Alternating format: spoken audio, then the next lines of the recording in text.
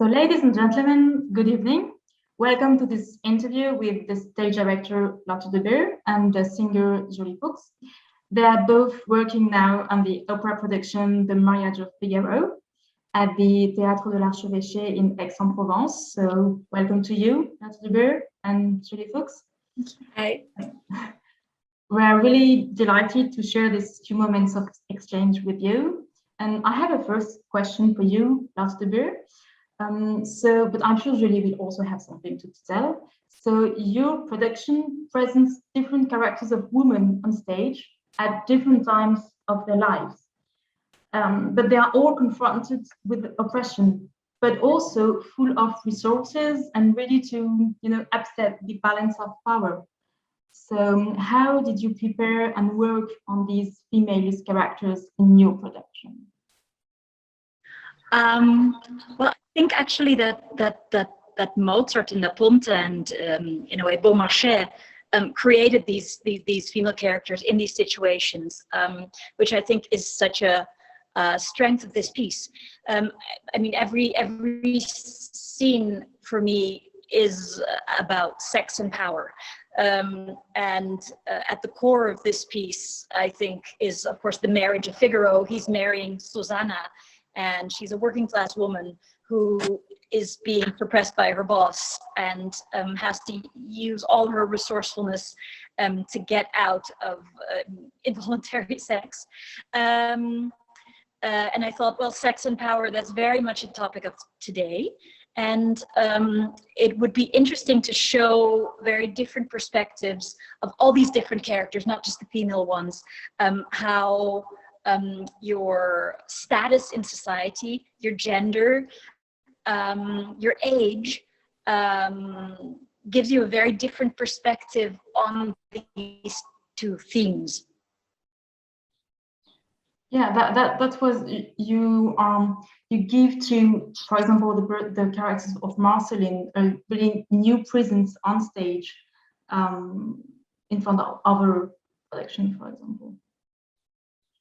Yeah. Marcellina, I always thought, wow, that's a tough character to relate to as a woman. I mean, I'm really always looking for role models of aging women to think, oh, that's how it's going to be when I grow up, when I reach that age. And Marcellina, in the very beginning, there's a whole aria sung, La Vendetta, the revenge.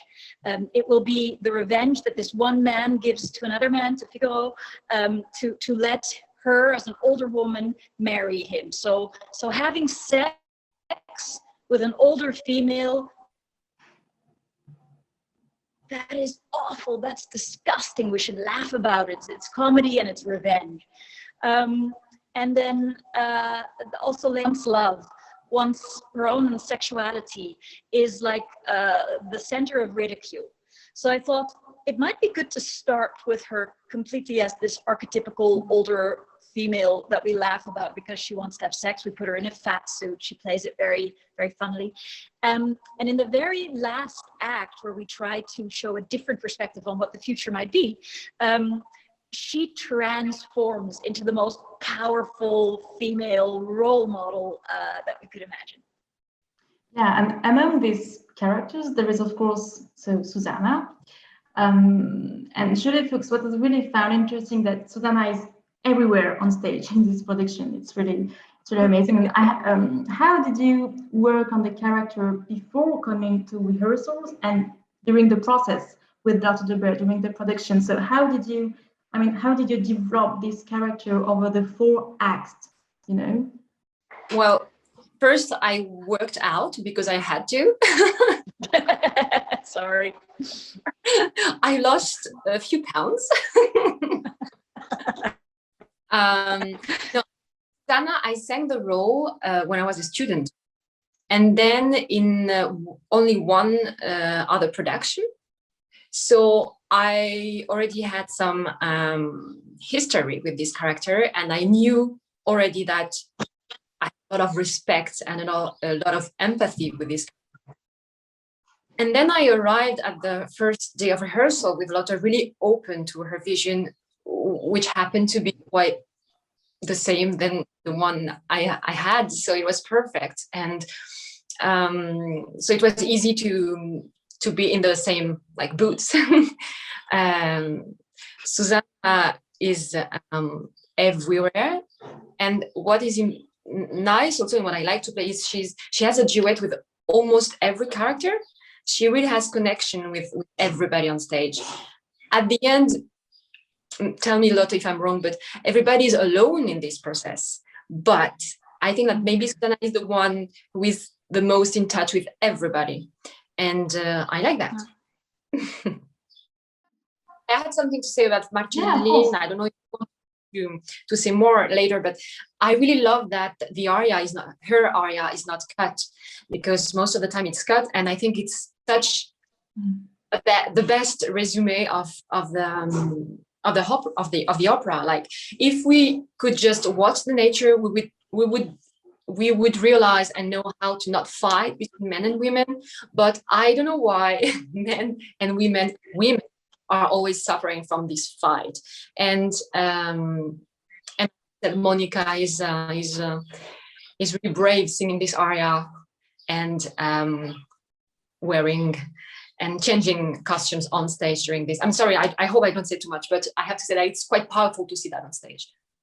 Actually, it was my next question, because I have the impression that in the Mariage of Figaro, Lotte de Beer, you kind of deconstruct a certain representation of masculinity associated with power.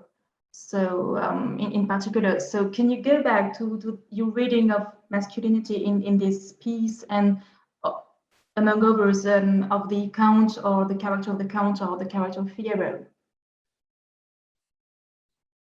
Yeah. I mean, the play, of course, for that was the basis for this opera, was a revolutionary piece, very much about class and about the working class totally emancipating themselves, being stronger, being smarter, teaching the elite a lesson. And we're, again, I think, in a quite revolutionary time where we reevaluate class, status, power, and we've spread it out. It's not just a class thing, but we've combined every kind of suppression topic. So gender is very much a topic as well, so when you tell that story, masculinity combined with suppression is of course a very, very natural topic. I've decided to show the different perspectives of different characters in the four acts. So in the beginning, we try to go into the eyes of the Count, who, you know, feels very comfortable in this act. He feels very comfortable because he has the power, and he has he feels very sexy. Then we go into the eyes of Susanna, then the Countess, and then Marcellina Barberina. So we change, and therefore we have a very female gaze, I think, onto masculinity, I think, in the end. Yeah, but and at the end, what I like is that finally maybe the winner is not a woman; it's just the women together, like topic of sorority too. And I love. Last time I was able to see a bit of the fourth act, because this is the only moment where I can see something, and I'm not on stage. It's the big. And we've also tried to really. To say this might be a female movement in the end, but we really want to include the men in it. And like Figaro, I think, in our production, but maybe also in his role in this piece, is really an example, I think. You know, the relationship, Figaro and Susanna, even though they play with each other and they bicker and they fight a little bit, but they're very equal. so we've really tried to include Figaro in the end harmonious image, and also Cherubino, and also the men of the chorus. Sure. Yeah. And what is also really powerful is that this opera deals with these serious subjects, so such as relation between men and women, but always through the laughter of comic situations. So how did you work on the gags you propose on stage, and what do they symbolize, or what do they create? I think you can both answer to this. Yeah. I think the most heavy topics are best to talk about using humor. I think under a great comedy, there's always a big tragic subject. And the great thing about this piece is that it actually is really funny. You just have to follow Mozart, and the jokes are right there. And that's very special, because humor is something that usually doesn't have a very long expiration date. But because he has analyzed human behavior so fundamentally that basically the relationship that he's describing, we still know them from everyday life, and they're so funny. So I think the majority of the gags come from the piece. And then we went a little crazy sometimes as well, and we have some explosions, and we have some walls crashing down, and those are a little bit more of an invention. And then, of course, the singers themselves, they had so much fun with this material and did things that made me laugh. And so it was really a collaborative effort. Yeah, I have to say that last time during the rehearsal, with Jacqueline, the Contessa, who is really like elegant and strong and beautiful. And in the finale, act 2, I just had like a huge laugh, because she was so funny, just inventing, almost at the last rehearsal, still inventing things with the set, with the props, it was so funny. So yeah, I mean, when it's right, when the situation is right, when, as Lotte said, the libretto, you follow the libretto, and it's such a good libretto, and you give some leads, you give some, and then that's a fantastic space for the singers when they have fun, because they can invent, and that's something not common to have, that, this combination of trust in each other and space for everybody and direction, but with some space for creation. It's really great.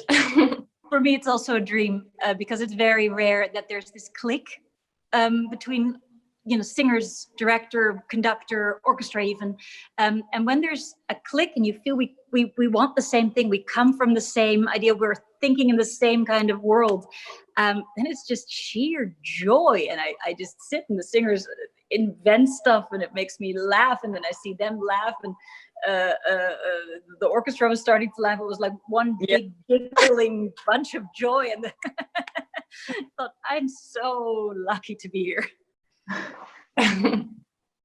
Yeah, so we will not tell everything to the public, but there are a few really, really good gags in this production. Yeah.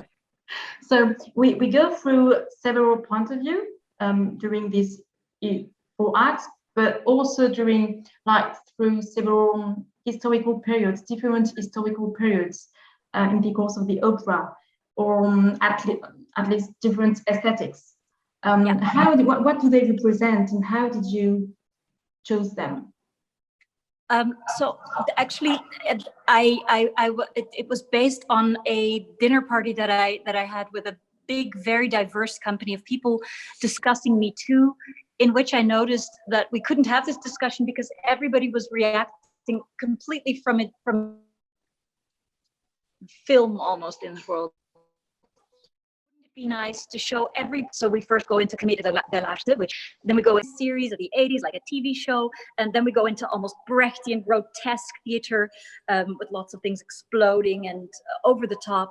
Then we go into a very nihilistic, less is more aesthetic, and in the fourth act we go into a weird hippie kind of utopia, an attempt at a better future. About this fourth act, this last act, how did you approach it in rehearsal? Because it's really about imagining something new. In the fourth act also, I think we change first the collective of people, the actors. Mm-hmm. They and Barbarina, Marcellina, Basilio, and the others are caught up in their dress-up game.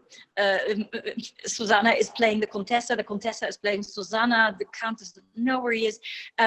So actually they get swallowed up by the utopia a little bit later. We just said in the fourth act that it might be nice to just have a lot of fun and not worry too much about logic, because in the fourth act I think Mozart didn't care so much anymore about logic. It's like this enchanted garden for an audience who's been watching for 3 hours already and sort of long for the drink afterwards and just want to be enchanted by the music and the situation. And somehow that really works, I think, to just think, I don't really care if it's completely correct, but it's joyous, so we give it a go.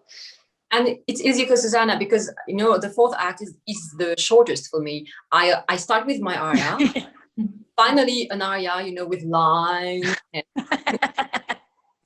and right away it's the finale. So it's quite fast for me, and I don't have time to lose. It's just, for me, this aria is just like love, sensuality, bit of game, but it's full of maybe also the music, and the music is so important, and maybe the utopia will go with art and